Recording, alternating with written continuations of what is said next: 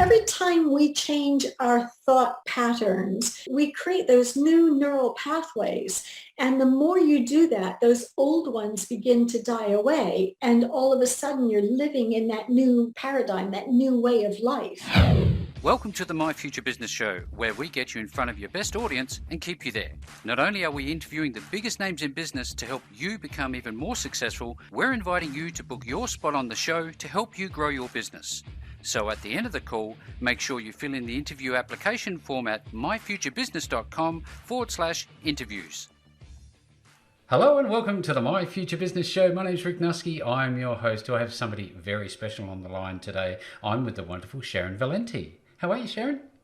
I'm exceedingly well, thanks. How are you? I'm very well. Like I said earlier, I've got 2 feet and a heartbeat. I'm not going to complain. Now, just for context, Sharon, I'm going to share with the audience that you are the founder of Blueprint for Stress Relief. You're a serial entrepreneur, coach and teacher, and you and I are going to be talking about the 3 kinds of business which are not necessarily what you think they are, and how to find your underlying beliefs and question the truth about them. But before we get into that part of the call, I'd love to spend a little bit of time, as is customary, learning a little bit more about you. And I think a good place to do that is to find out where you grew up. Where did you grow up?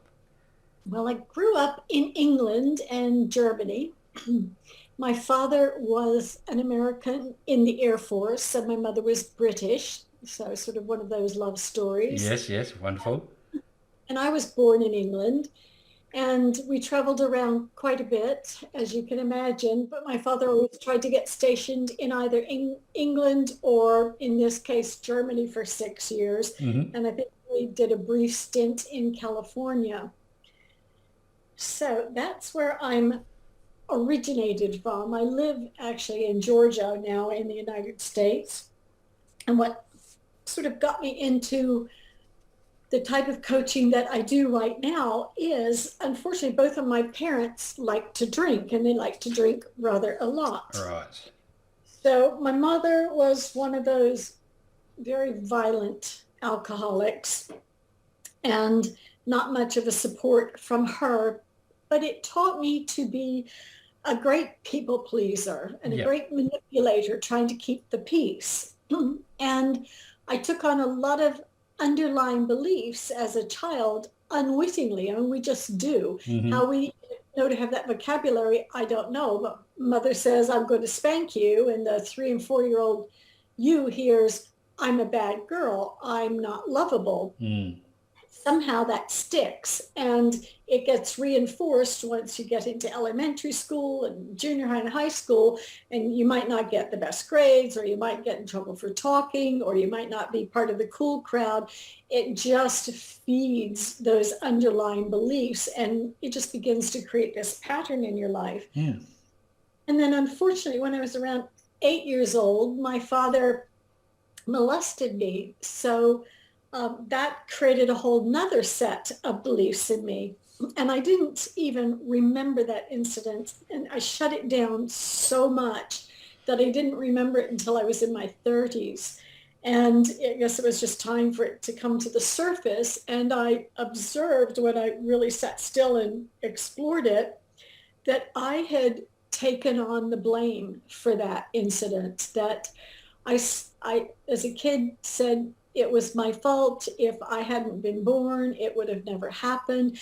And again, you're dealing with a child's mind. You know, I have a mother who's a severe violent alcoholic that I could not go to and tell what had happened. And here's the other person that I'm supposed to trust and admire and adore, who's also betrayed me in a different way. And I had nobody that I could go and tell this to, or at least I didn't realize that I had somebody I could go and tell that to. Yeah. So I shoved down all those beliefs inside of me as well. So they showed up in a different way throughout my life. So fast forward through domineering friendships and certainly abusive and domineering intimate relationships. Mm-hmm. It just got to the point one day I said, I can't take this anymore. Something has to change or I'm going to die. Enough is enough. Yeah, really, enough is enough. So I started, first of all, I made plans to leave my then husband with my two children and I, remove us out of that.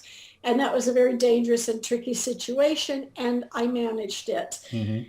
And then I started just anything that crossed my path that was sort of a self-help type of course or book or people to talk to or YouTube things to listen to, podcasts. And I fed myself with that stuff. And the more you listen to that positive kind of thing, Mm-hmm. the more your thoughts begin to shift. And this is what happened. And then I learned how to bring those underlying beliefs to the surface and how to question whether they're true or not. And they weren't. They never are. In fact, it's just, like I said, as a kid, we take them on. I found I am lovable. I am likable. I am a great person, blah, blah, blah. But that pattern, unfortunately, takes hold in a lot of people who've grown up, specifically my generation, and some of the things that we heard are generational as well. I call them the one-liners. Mm-hmm. Like I heard frequently, children should be seen and not heard. Did you ever hear that growing up? Yes, I did. And you're across the pond from me, right? Yeah. So it was a generational. Children should be seen and not heard. Speak only when spoken to. Money doesn't grow on trees. Boys shouldn't cry. Suck it up, man it Yeah. up, etc. And if you stop and get still, and even writing this out sometimes helps, find out what beliefs you took on about yourself as a result of repeatedly hearing those one-liners. For me, hearing children should be seen and not heard all the time, when I sat with that, I realized I adopted the beliefs that I was unimportant or children are unimportant and that I should remain invisible. And that's pretty much how I showed up right through my teen years into early adulthood. Again, unconsciously. Oh, yeah. These are, they just take hold of us. Now we Yep. have a generation of men that are afraid to show their emotions, and their wives are screaming, oh, he doesn't love me, he never shows this emotion, and it's not the guy's fault. Mm. It's a learned behavior. And money does grow on the trees, by the way. Paper's made from wood, right? And money's made from the Yep. paper. So folks, we have money trees everywhere. Don't believe that shortage consciousness kind of thing. But in all seriousness, it does a lot of damage. Of And course.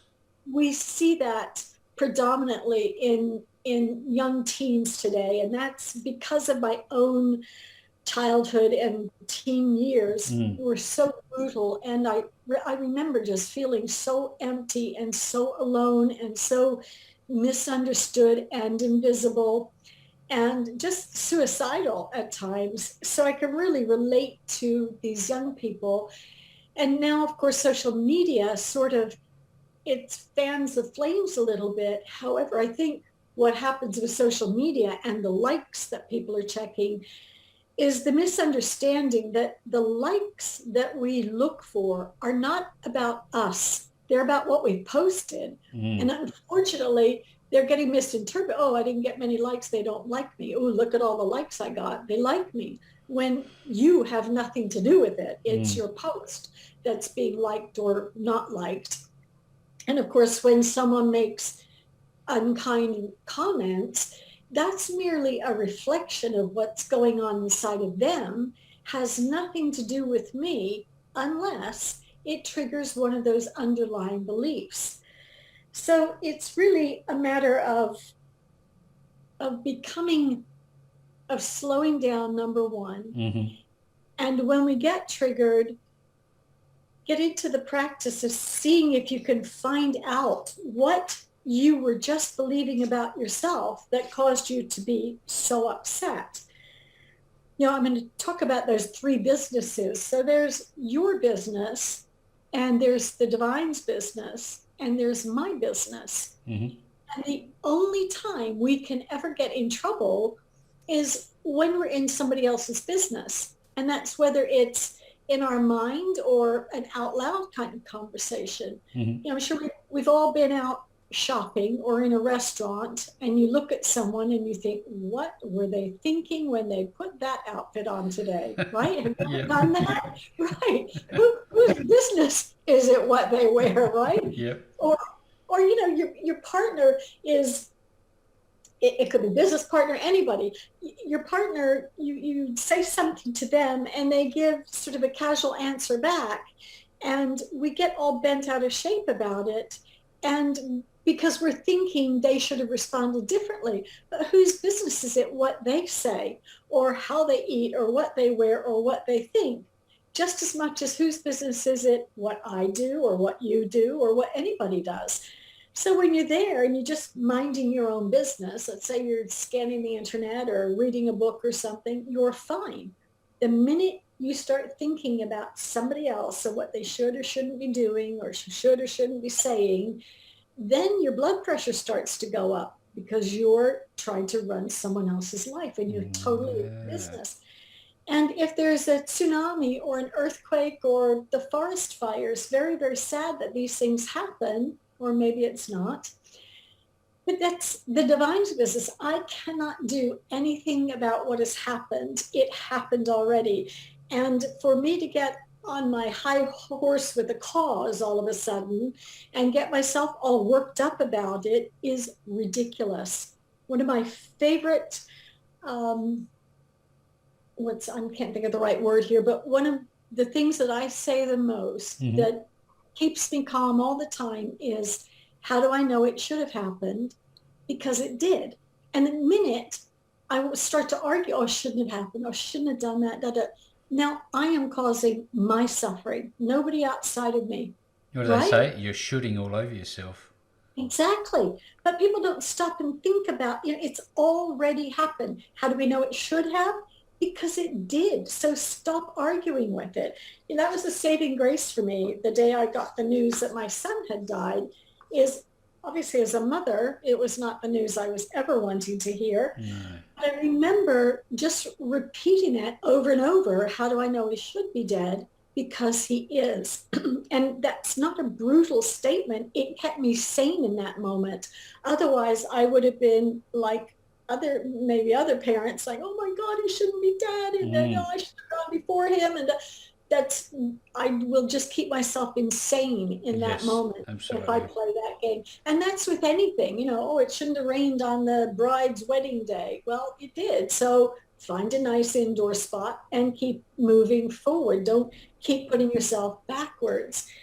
And we play this game all day long.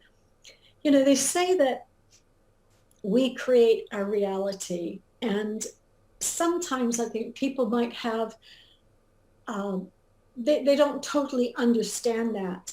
But if we reflect on that, all day long, we create the stories in our mind and they feel very, very real. Well, they are real in our mind Mm. and they're not true though. They are not true. It's just a story that we're writing over and over.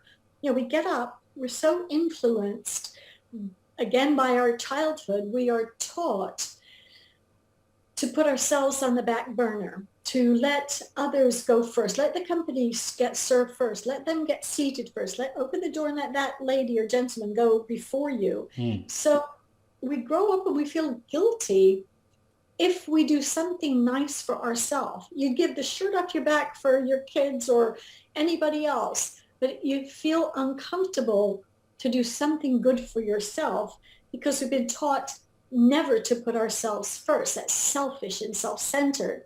Well, we do need to be self-centered because if we're not, nobody else is going to center on us. We have to take care of ourselves. And for a lot of people, when they hear you need to learn to love yourself, that's all good and well, but nobody tells you exactly how to do that. It's okay to say it, just how do we do it? How do you do it? Are you familiar with Louise Hay? I've heard the name.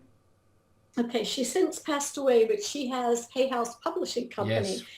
And she wrote a book, You Can Heal Your Life. And one of the stories in there was a turning point for me in my mind. She talks about if we were to go in the kitchen and we're going to make ourselves a salad, and you pull the lettuce out. It's a little bit turning, brown. So you pick off those pieces and you take what's good bits and you put them on the plate. Mm-hmm. And the little cherry tomatoes, they're a little bit crinkled. It's okay. I'll put those on my plate. And the cucumber's a bit soggy, but you cut off the worst part and put the rest on your plate. Mm-hmm. Would you serve me that same salad? Probably not.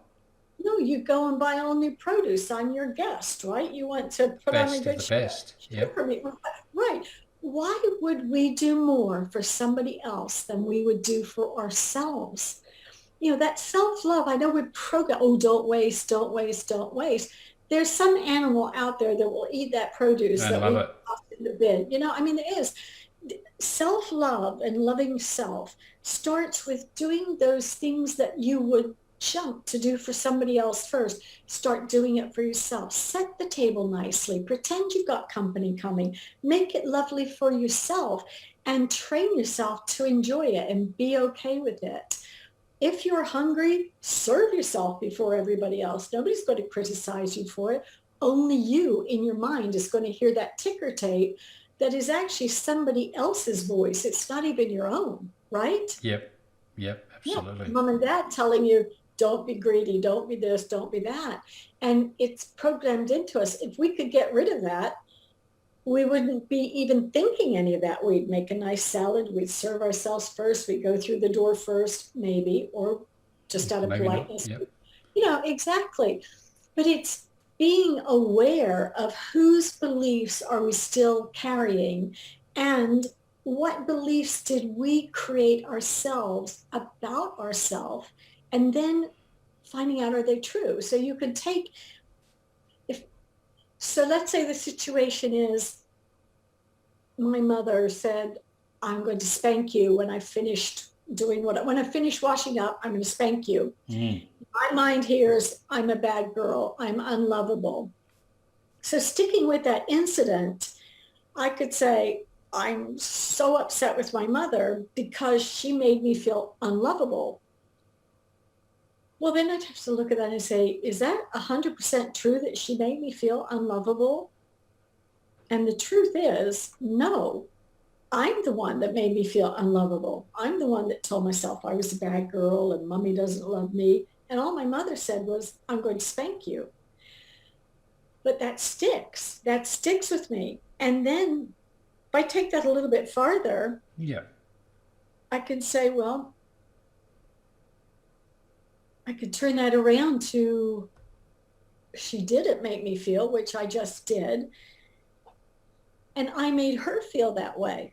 Well, how could that be true? Well, in my mind, I called her all sorts of things.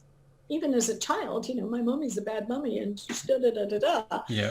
And, we do it to us. It's just showing us what we do to ourselves over and over and over. And it's a ridiculous cycle that we get ourselves into unconsciously, but it cripples a lot of people's lives as a result. This is how anxiety comes into play. We create scenarios about the future, and we're so trained to see the bad side of everything that we immediately envision a bad outcome. And I look at it like this: when the holidays are coming around, for those that celebrate Christmas and birthdays or any holiday, there's a bit of an excitement there. Oh, I wonder what presents I'm going to get. Oh, I wonder if they're going to get me a cake for my birthday. There's some excitement there, right? Well, why can't we imagine the future like that? Be curious about it instead of fearful about, this, and I'm being pretty basic here. Oh, my marriage ended. It's not the end of the world. Oh, I wonder what the universe is going to bring me next. What wonderful person is going to come into my life.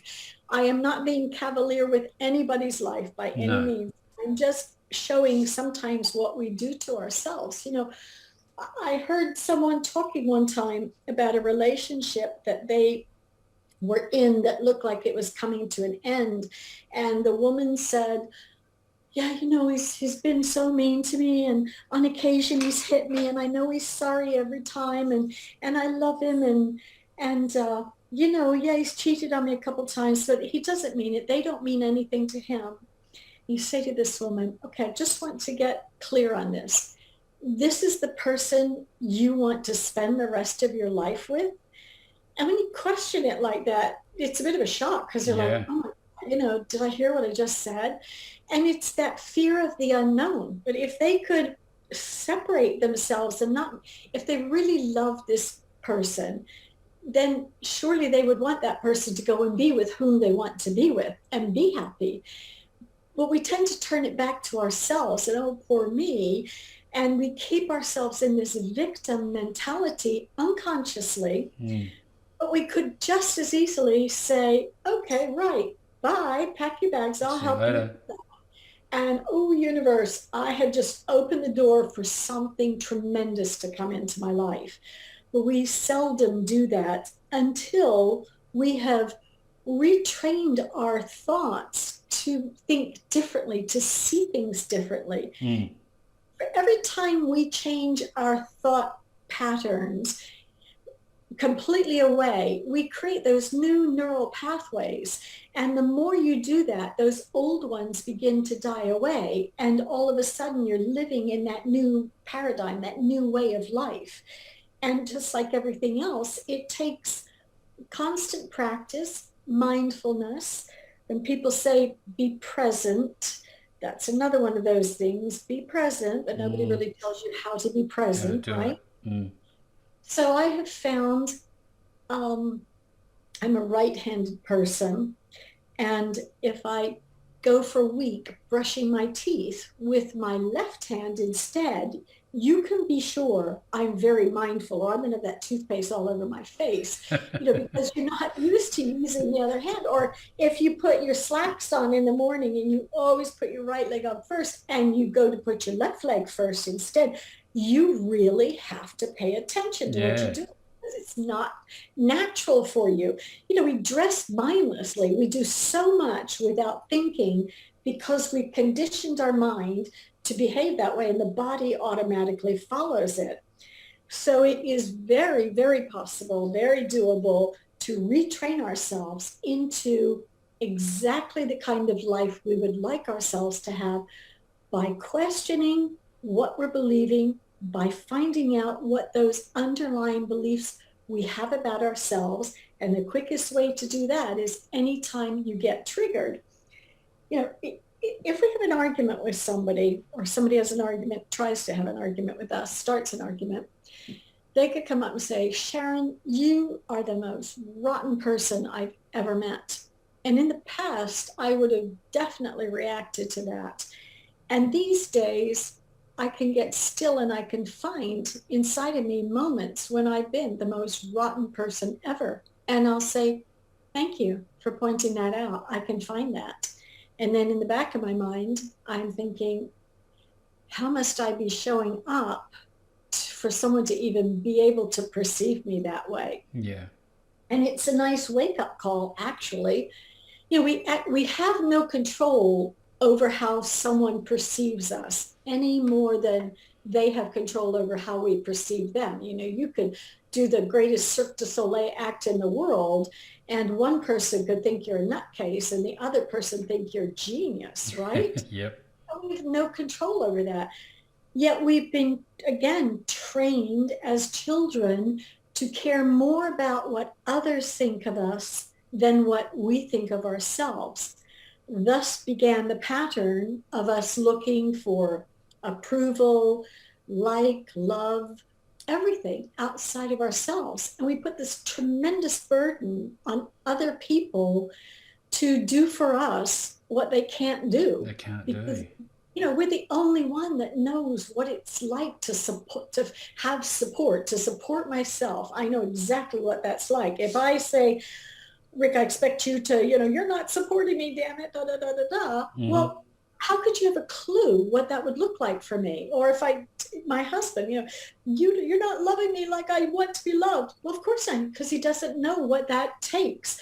It's my job to love me, like me, support me, take care of me. And if my husband adds those to the mix, that's like icing on the cake for me. But Absolutely. it's still up to me to teach myself to be self-reliant. That way, I'm never disappointed. When we have an expectation, we are literally setting ourselves up to be disappointed for the simple reason they're my expectations, they're your expectations, and we can never fully live up to another person's expectations the way they want us to. Can I just jump in there? Because I hear you say that, and I have this saying that those who never expect anything are never disappointed. And that's something that you have just validated for me. This is your conversation, and the things that you have revealed are probably getting a lot of people who are listening to this call today thinking about their own lives, because you touched a few points on my own. For example, you'll never be good enough was one that I always heard. Now, when we talk about the at-risk youth that you work with, they are very vulnerable. They are at that, I guess, almost that permeable stage, that stage at which they could still be turned around. I don't like the word trained, but maybe retrained to cognitively see themselves differently. How is it that you connect with people like this that need you, and what is the process that you take them through? What sort of a journey is this? So I actually do it through a course, and on occasion I offer a package of one-on-one coaching session, but I find Mm-hmm. the course to be adequate. In the very first lesson, they are instructed to write a letter to the person that hurt them the most. Yeah.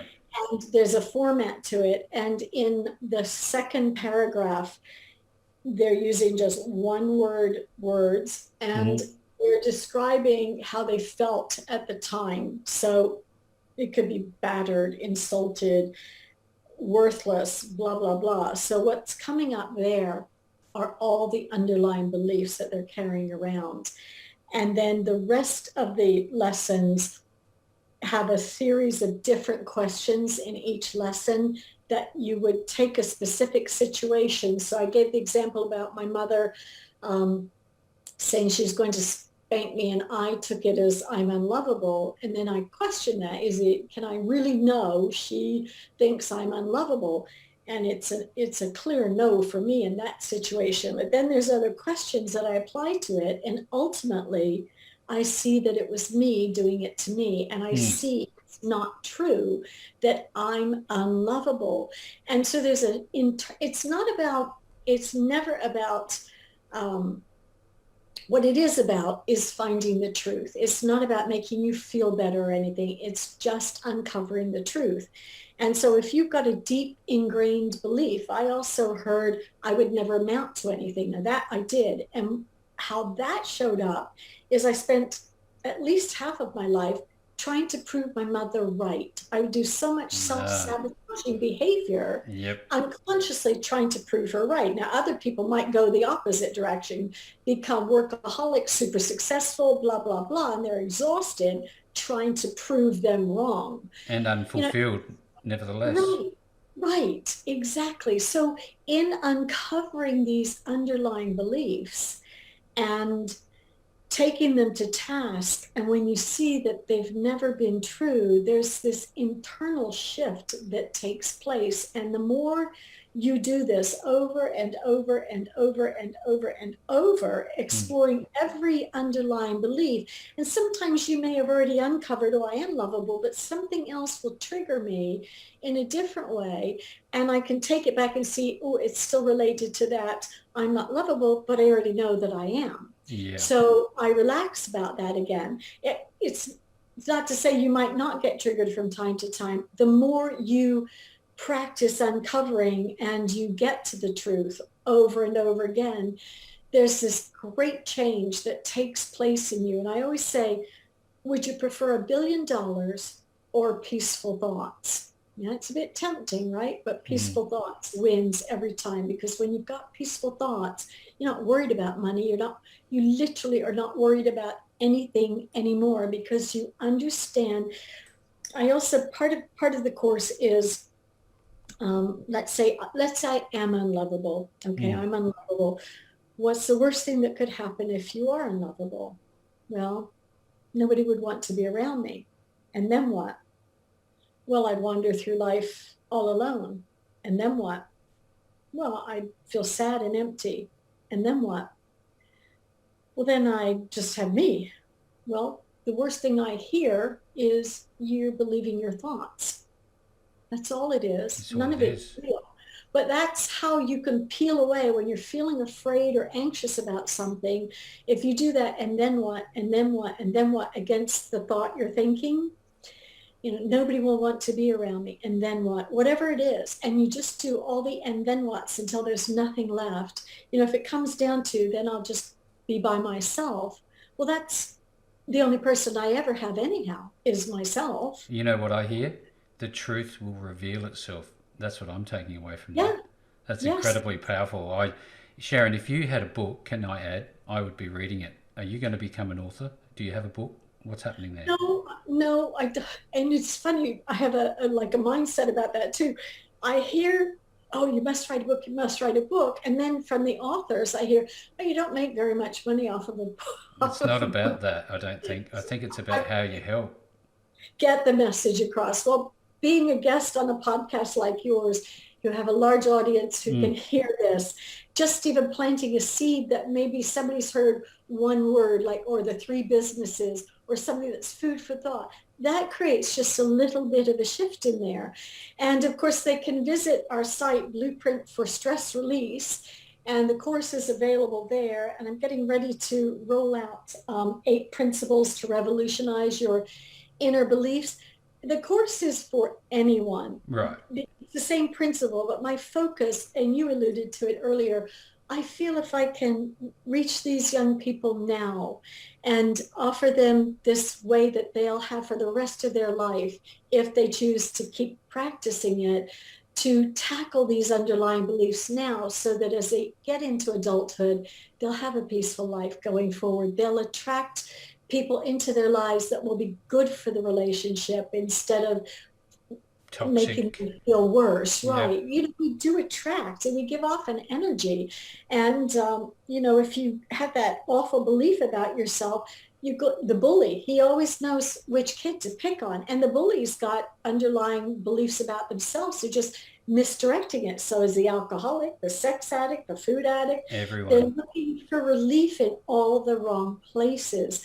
And if they could simply go through a program like this, and it's so simple and it's self-paced, you take your time, and I've created a Facebook page where we'll meet once a week, and it'll be live, and they can bring their questions. I can facilitate and show and speak and really engage there and help people who participate. Really need it. So that's where I feel I'm. Yeah, wow. What a firecracker of a story is the best way I can explain it. I mean, describe it. It's such a power-packed session that we've just had. And if you don't mind, Sharon, I would love if you would please to share that website URL again, so I can make sure everybody knows about it. Certainly. The easier one is isittrue.com. Right. And you can follow us on Facebook under Is It True and Blueprint for Stress Release, and on Instagram under Is It True. Fantastic. Well, look, everybody was on the call today. I'm pretty sure that if you're in a vulnerable position, you're wondering about your own beliefs, and you're looking for that North Star. I believe that Sharon is that North Star that you need to reach out to. If you provide some time for her to help you, she will certainly do so. And for everybody's on the call today, you will find the links back to Sharon and her wonderful work at the website that she's just mentioned. And with that all being said, Sharon, thank you so very much for spending some time with me on the My Future Business show today. Thank you. It was my pleasure indeed. Thanks for joining us today. If you enjoyed the call, then make sure to subscribe, leave a comment, share us with your friends, and book your spot on the show at myfuturebusiness.com/interviews. And if you're looking for solutions that will help grow your business, then visit myfuturebusiness.com/shop.